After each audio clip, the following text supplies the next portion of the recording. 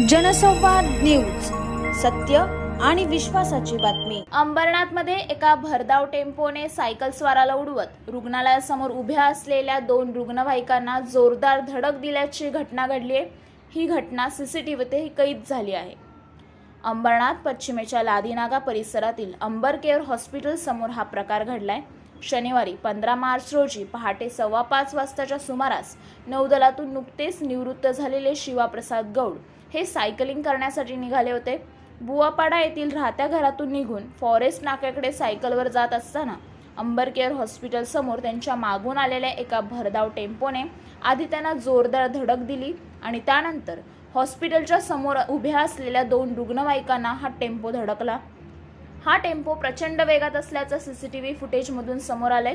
या अपघातात शिवाप्रसाद गौड गंभीर जखमी झाले असून त्यांना आधी उल्हासनगर, मग डोंबिवली आणि तिथून मुलुंडच्या फोर्टिस हॉस्पिटलला उपचारांसाठी हलवण्यात आले।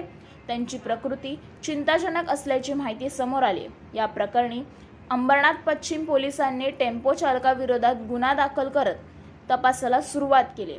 जनसंवाद न्यूज, सत्य आणि विश्वासाची बातमी। आजच सबस्क्राइब करून बेल आयकॉनला क्लिक करा आणि पहा ताज्या घडामोडींचा अचूक अंदाज आपल्या मोबाईलवर।